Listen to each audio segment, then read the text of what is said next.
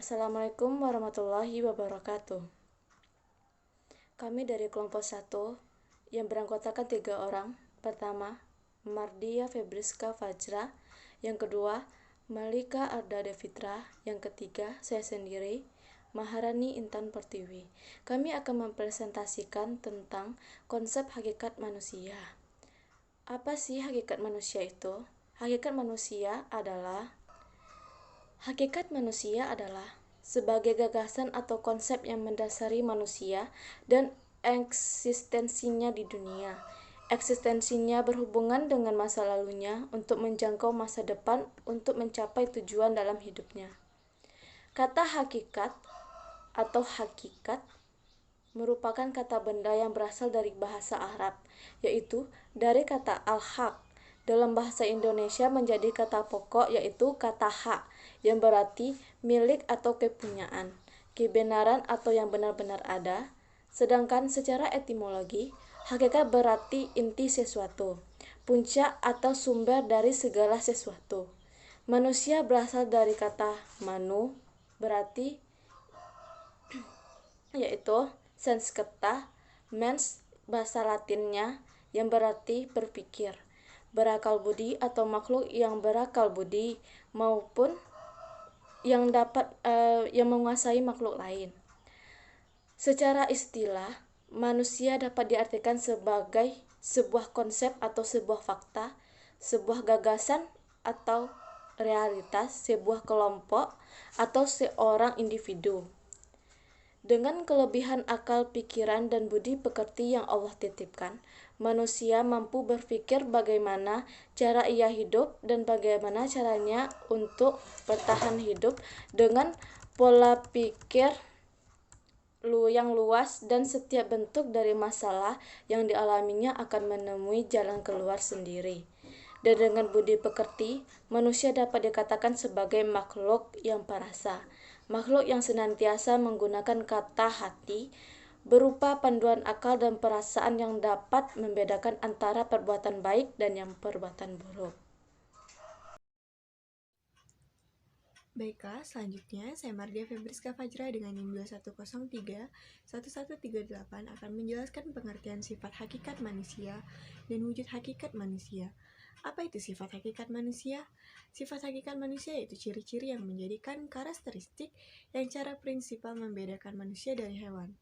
Manusia tidak bisa disamakan dengan hewan karena manusia mempunyai ciri-ciri yang khas yang membedakannya dengan hewan sebagai sifat hakikat manusia. Manusia sebagai makhluk yang mampu berpikir, makhluk yang memiliki akal budi, makhluk yang mampu berbahasa, dan makhluk yang mampu membuat peralatan untuk memenuhi kebutuhannya dan pertahankan eksistensinya dalam kehidupan.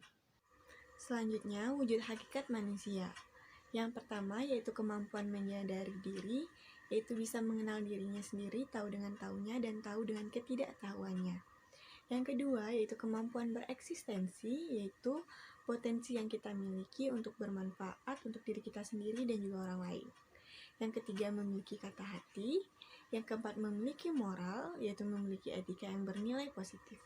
Yang kelima yaitu kemampuan bertanggung jawab, yaitu bisa memegang amanah dan membedakan benar dan salah. Yang keenam memiliki rasa kebebasan atau kemerdekaan, tidak ada rasa keterpaksaan dalam melakukan sesuatu. Yang ketujuh, kesediaan melaksanakan kewajiban dan menyadari hak, jangan hanya menuntut hak tetapi tidak melaksanakan kewajiban. Yang kedelapan, kemampuan menghayati kebahagiaan, yaitu dengan rasa bersyukur. Perkenalkan, nama saya Malika Arda Devitra. Saya akan mempresentasikan tentang hakikat manusia menurut pakar luar negeri. Yang pertama, menurut Charles Robert Darwin. Menurutnya, manusia sejajar dengan binatang. Terjadinya manusia karena sebab-sebab mekanis, yaitu lewat teori ilmu turunan dan teori pilihan alam. 2. Ernest Haeckel. Ernest Haeckel mengatakan bahwa manusia dalam segala hal menyerupai binatang beruas tulang belakang, yakni binatang menyusui. 3. Aristoteles. Aristoteles memberi definisi bahwa manusia binatang berakal sehat yang mampu mengeluarkan pendapat dan berbicara berdasarkan pikirannya. Di samping itu, manusia juga binatang yang berpolitik dan juga binatang yang bersosial. 4. Harold Hatitus. Menurutnya, manusia adalah organisme hewani yang mampu mempelajari dirinya sendiri dan mampu menginterpretasi terhadap bentuk-bentuk hidup serta dapat menyelidiki makna eksistensi insani. 5. Ahli mantik. Ahli mantik mengartikan manusia sebagai hewan yang berbahaya. 6. Sokrates. Sokrates mengungkapkan hakikat manusia ialah ingin mengetahui dan untuk itu harus ada orang yang membantunya. Ingin tahu tentang segala sesuatu, baik tentang manusia itu sendiri atau tentang hal di luar dirinya. 7. Plato. Menurut Plato, hakikat manusia terdiri dari 3 unsur dalam diri manusia, yaitu roh, nafsu, dan rasio. Roh digunakan sebagai simbol kebaikan dan nafsu sebagai simbol keburukan. Penggunaan keduanya dikendalikan oleh rasio sebagai pengontrol. 8. René Descartes. Menurutnya, hakikat manusia adalah tentang akal pikiran, sehingga dikatakannya bahwa akal memiliki posisi netral. 9. Thomas Hobbes. Menurut Thomas Hobbes, salah satunya hakikat manusia adalah keberadaan kontrak sosial, yaitu setiap orang wajib menghargai dan menjaga hak orang lain. Kedua hal ini diperlukan untuk memperoleh kedamaian. 10. John Locke mengatakan bahwa manusia dilahirkan bak kertas putih, kemudian diisi dengan pengalaman-pengalaman yang diperoleh dalam hidupnya. Manusia terlahir dalam keadaan tak punya daya apapun yang diibaratkan laksana kertas putih. Ketidakberdayaan tersebut membutuhkan bantuan orang lain yang memberikan pengalaman-pengalaman dalam hidupnya. Terima kasih. Hakikat manusia menurut pakar dalam negeri. Yang pertama, menurut Noto Nagoro, manusia adalah makhluk monopluralis, artinya merupakan suatu kesatuan yang tidak dapat dipisahkan antara jiwa dan raga.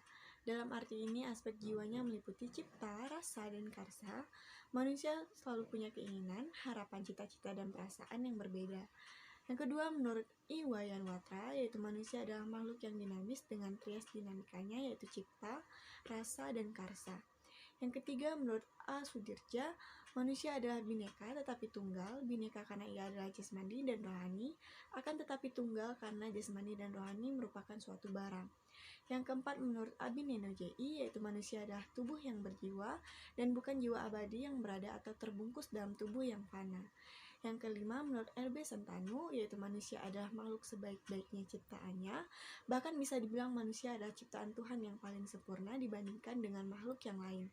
Yang keenam, menurut Jujun S. Susrismantri, manusia adalah makhluk yang memiliki kedudukan di dalam ekosistem, namun juga amat tergantung pada ekosistem itu dan ia sendiri merupakan bagiannya.